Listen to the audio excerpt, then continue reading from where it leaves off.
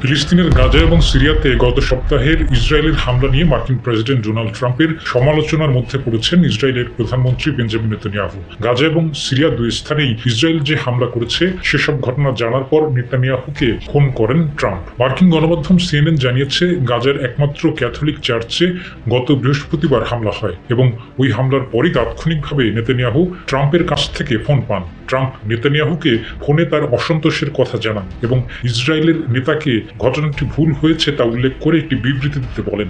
פגענו במדענים בכירים שמקדמים את פיתוח פצצות האטום, פגענו במתקני גרעין, אנחנו צוברים הישגים।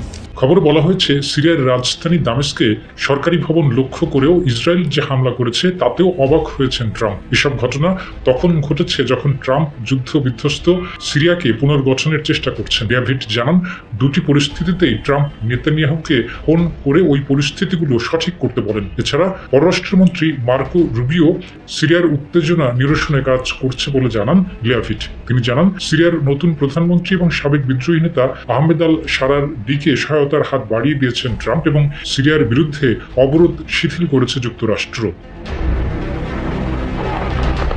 চলতি মাসের শুরুতে হোয়াইট হাউসে নেতানিয়াহুকে স্বাগত জানিয়েছিলেন ট্রাম্প। ট্রাম্প চেয়েছিলেন ওয়াশিংটনে নেতানিয়াহুর 4 দিনের সফরের সময় গাজা নিয়ে যুদ্ধবিরতির অগ্রগতি হবে যাতে হামাসের কাছে জিম্মিরা মুক্তি পায়। তবে নেতানিয়াহু কোনো চুক্তির ঘোষণা না দিয়েই যুক্তরাষ্ট্র থেকে চলে যান। এক সপ্তাহ আগে সমঝোতাকারীরা যুদ্ধবিরতি এবং জিম্মি মুক্তি নিয়ে ফিলিস্তিনের সশস্ত্র গোষ্ঠী হামাসের কাছে একটি প্রস্তাব দিয়েছে।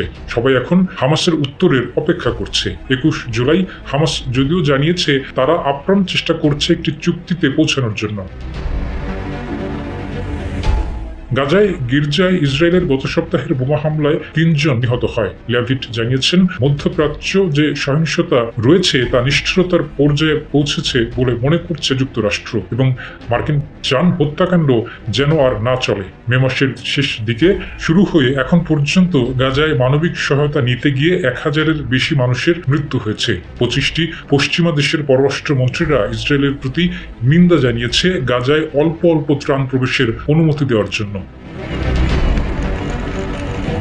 ইসরায়েলের নেতার সঙ্গে দীর্ঘদিন ধরেই সম্পর্কে জটিলতা রয়েছে মার্কিন প্রেসিডেন্টের। মিত্রতার দিকে শক্তিশালী হলেও ট্রাম্প এবং নেতানিয়াহু ব্যক্তিগতভাবে খুব একটা ঘনিষ্ঠ নন এবং পরিচিত কয়েকজন জানিয়েছেন মাঝে মাঝেই নেতানিয়াহুর সঙ্গে ট্রাম্পের সম্পর্কে অবিশ্বাস তৈরি হয়েছে। যদিও সম্প্রতি ইরানে ইসরায়েলের পক্ষে হামলায় অংশ নিয়ে নেতানিয়াহুর সঙ্গে সম্পর্কে মিত্রতা বাড়াতে দেখা গেছে ট্রাম্পকে।